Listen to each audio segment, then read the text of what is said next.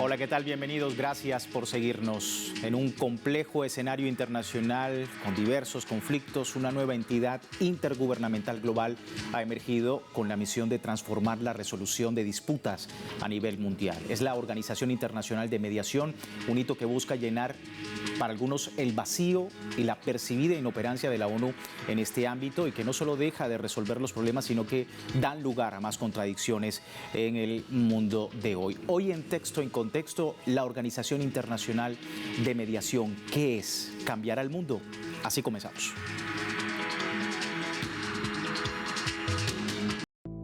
Con representantes de 85 países y casi 20 organizaciones internacionales presentes, 33 naciones se convirtieron en Estados miembros fundadores de la Organización Internacional de Mediación, nueva entidad intergubernamental mundial dedicada exclusivamente a resolver disputas internacionales ante la inoperancia de la ONU. Su premisa radica en superar una mentalidad de confrontación propia de la Guerra Fría y las sanciones unilaterales que algunos países emplean para gestionar disputas, estimando que estos enfoques no solo resuelven los problemas, sino que dan lugar a más contradicciones. ¿Podrá esta naciente instancia hacer un cambio de paradigma en la multilateralidad? Ahí teníamos el perfil del programa con esa pregunta que trataremos de contestar en nuestro estudio. Me acompaña Jean-Paul Merz, analista internacional. Jean-Paul, muchísimas gracias por tu tiempo nuevamente con la audiencia latinoamericana. En la distancia también al de Miguel Jaimes, profesor universitario, analista en geopolítica. Muchísimas gracias, Miguel, por tu tiempo con nosotros. Bienvenido. Y bueno, por otro lado, también tenemos al profesor Aldemaro Barrios, analista internacional, historiador. Nos acompaña como siempre con su análisis. Muchísimas gracias, profesor, por su tiempo. Ahí teníamos la primera pregunta, pero quiero entrar un poco en contexto. Jean-Paul, ¿qué es para ti la Organización Internacional de Mediación?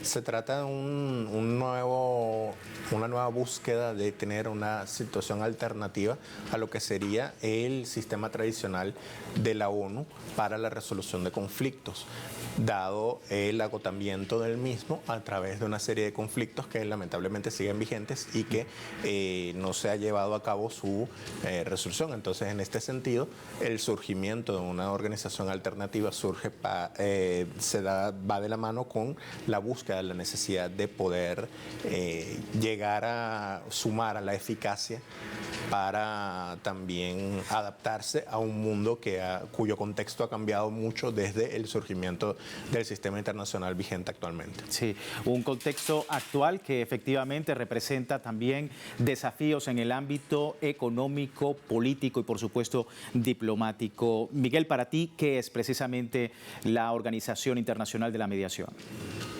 Justo ahora, cuando las Naciones Unidas está llevando adelante una de sus reuniones en España, surge a la par, en paralelo, este cuerpo tan importante que está inscrito en la búsqueda de un respeto en las relaciones internacionales.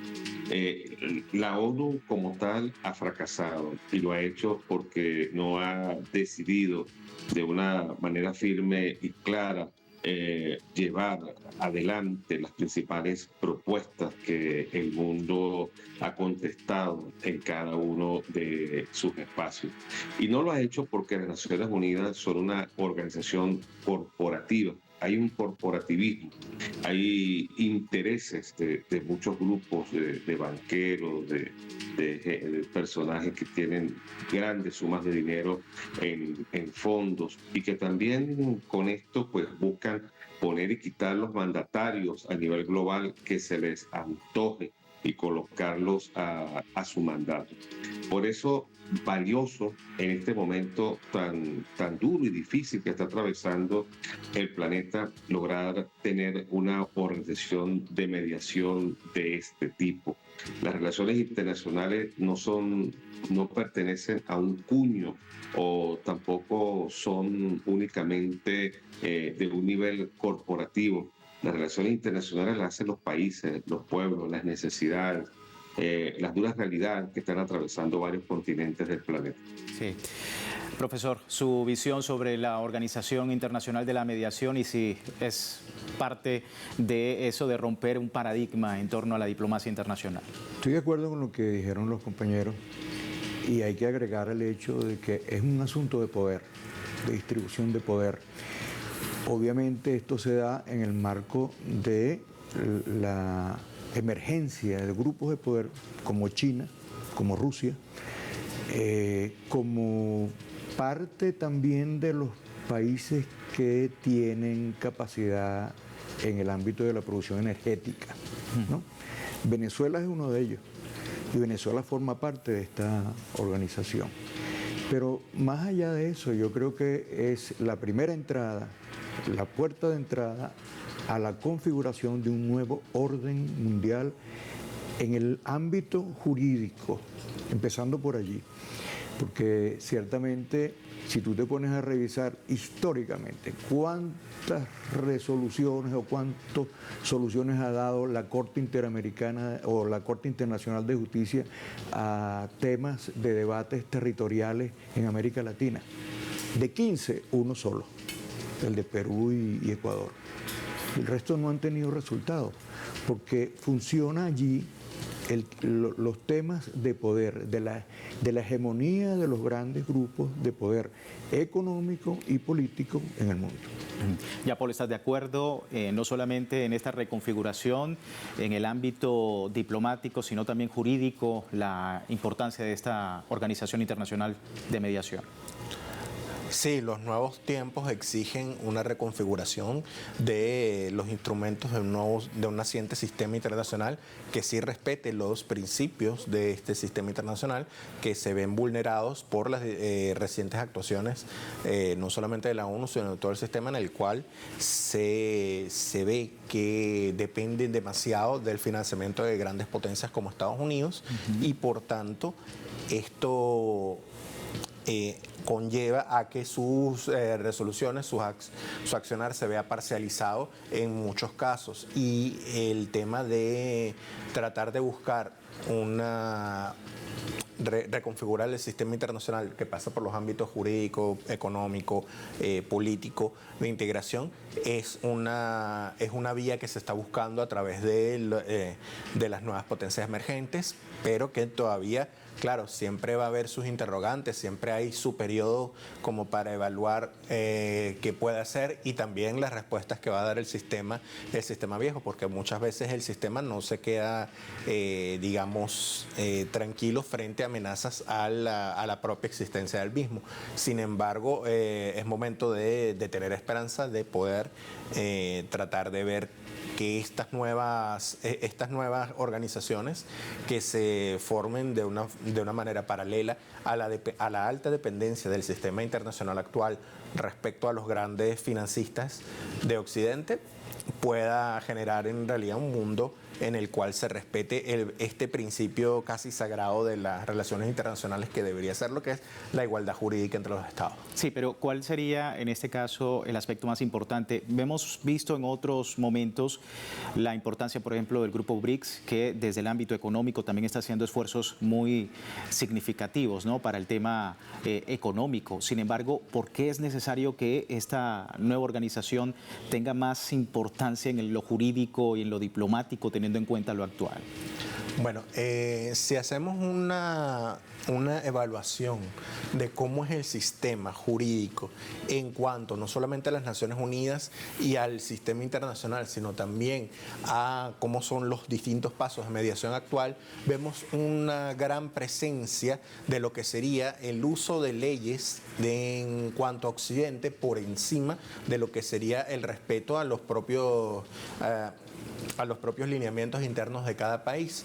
Por ejemplo, en la mayoría de los casos, en cuanto incluso a tratados bilaterales entre países del tercer mundo, se da a cabo de haber alguna discrepancia. Generalmente se recurre a Londres o Nueva York como sedes para la resolución de conflictos. Sí. Esto implica no solamente la decisión de poner a unas leyes que no son las propias como las principales en cuanto al tema del proceso de resolución de conflictos entre países que incluso ya no tienen que ver, lo que implica un nivel de sumisión, sino que a su vez genera otro tipo de entrada económica a estos países que por tanto buscan mantener esta política según la cual siempre se tenga que recurrir a ellos, siempre se tenga que recurrir a sus tribunales, siempre se les tenga que pagar, aún habiendo casos en los cuales no tienen nada que ver. Claro. En el materia comercial, por ejemplo,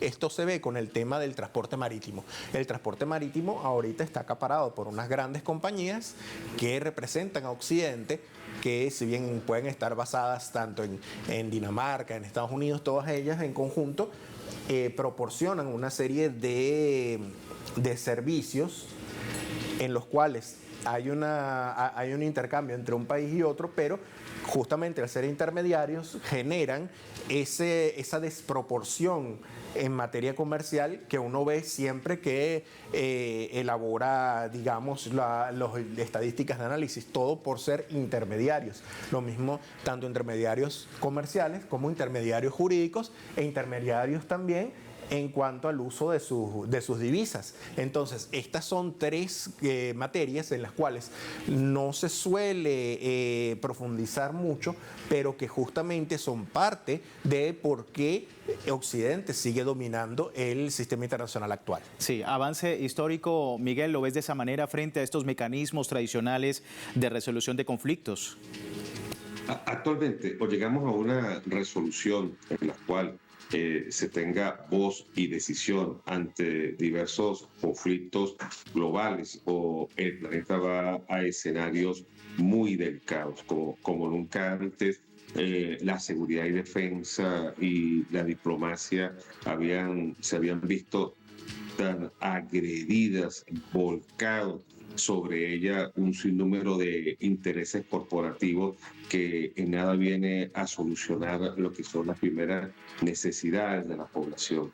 En el planeta hay un número muy importante de conflictos que deben de tener una solución inmediata. Hemos alcanzado niveles de estudio y esto ha generado diálogo, propuestas alternativas y que las mismas deben de ser escuchadas.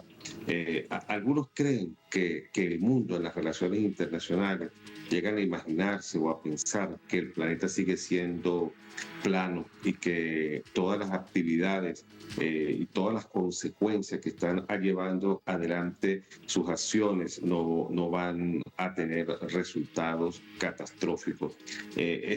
Ante esto se equivocan. Muchos lo hacen porque quieren seguir manteniendo modelos antiguos, modelos atrasados, mientras que el planeta ha ido a otros niveles, a otras alturas, y por lo tanto se merecen resoluciones amplias, duraderas y democráticas.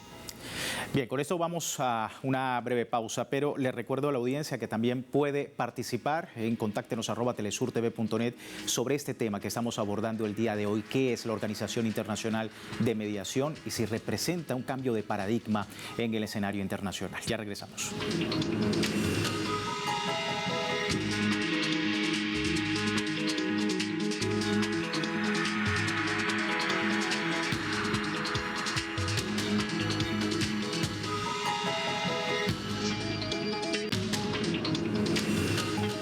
Gracias por seguirnos en Texto y Contexto. Hoy hablando sobre la Organización Internacional de Mediación, qué es, por qué se ha creado, cuáles son precisamente los importantes avances desde el punto de vista diplomático y geopolítico que representa para más de una treintena de países que está ya de una vez como países miembros, pues aportando también frente a mecanismos tradicionales de resolución de conflictos. Profesor Aldemar, teníamos allí la palabra con usted sobre la importancia de esto, la importancia no solamente de ver el avance multilateral desde lo económico, desde lo jurídico, sino también incluso lo diplomático, teniendo en cuenta las grandes asimetrías que se han presentado para la resolución de conflictos. Claro. Fíjate, lo cultural.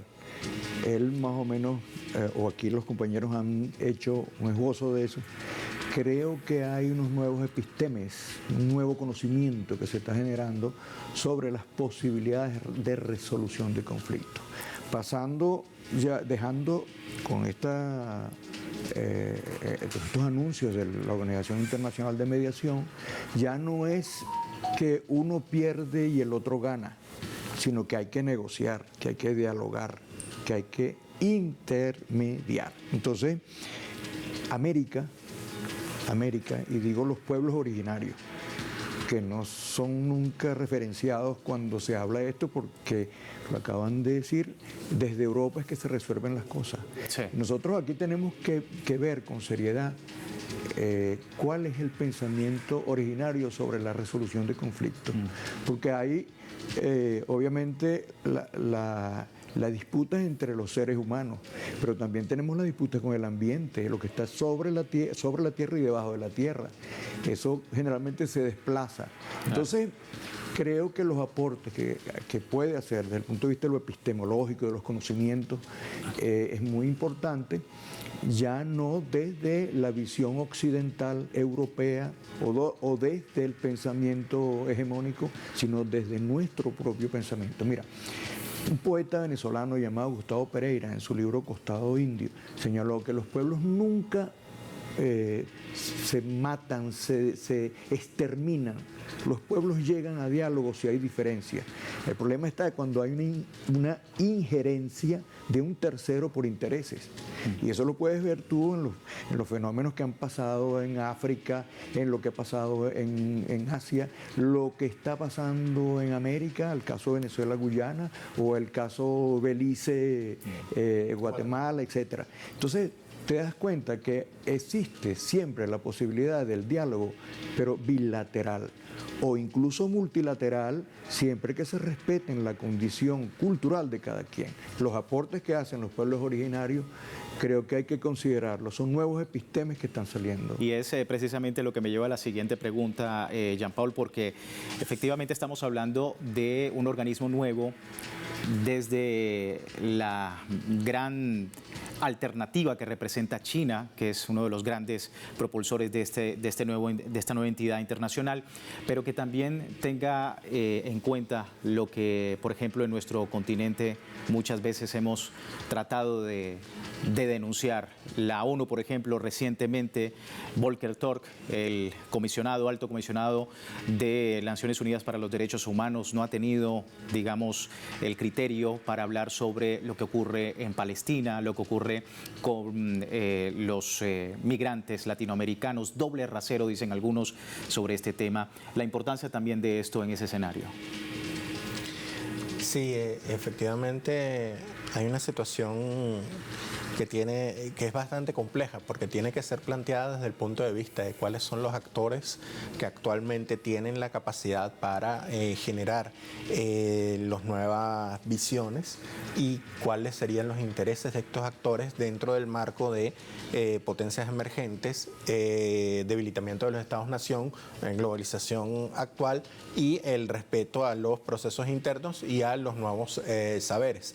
Todo esto implica una situación que es importante de hacer seguimiento y es importante también de ver cómo los actores de las potencias emergentes que están en estos momentos generando y apoyando este tipo de iniciativas, hacia dónde se va a dirigir. ¿Por qué? Porque en un momento, por ejemplo, organismos como el ALBA-TCP representaron, justamente por el TCP, Tratado de Comercio de los Pueblos, representaron una ruptura con respecto a lo que eran los tradicionales tratados de libre comercio. Sin embargo, hoy en día, cuando, si bien se ha consolidado a lo interno de la membresía de los países ALBA-TCP, se siguen en otros contextos entre países que están formando parte del sur global, se siguen generando este tipo de acuerdos de libre comercio, cuando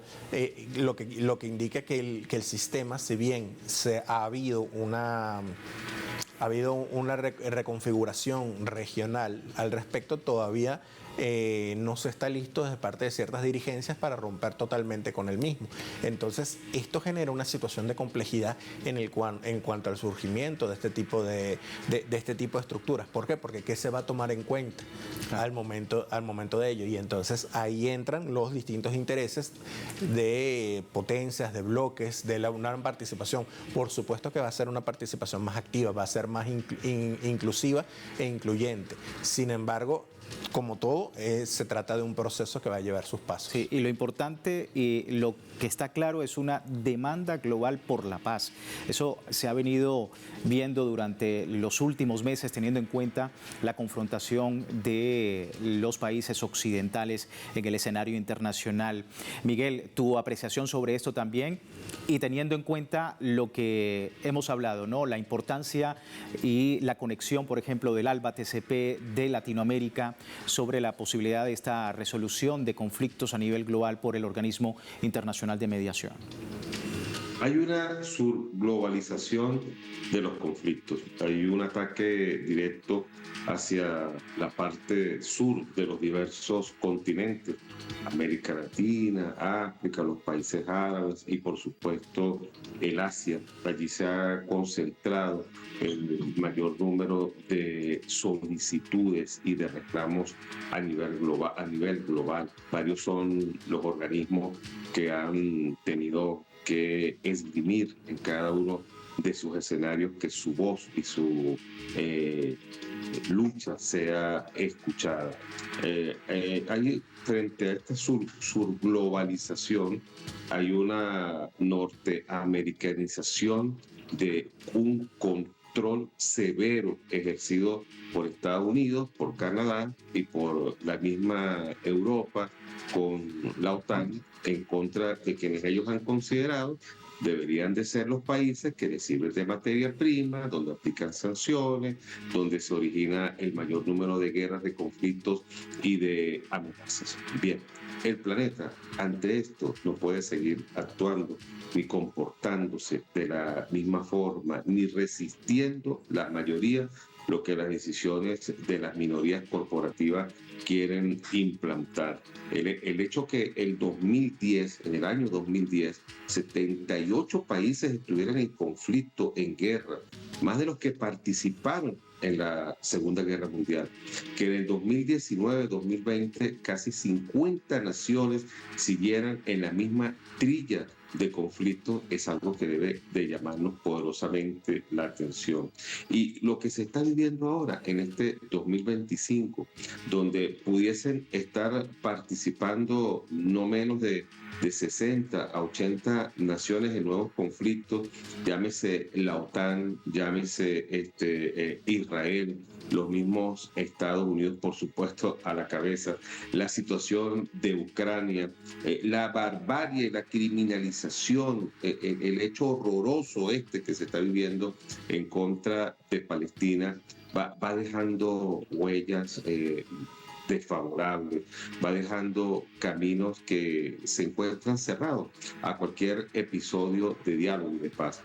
Bien, así, de esta forma, manera y estilo, las relaciones internacionales no pueden seguir encaminadas, ni pueden dar buenos resultados, ni podemos llegar ni a inicios ni a finales de soluciones amplias, valederas y permanentes.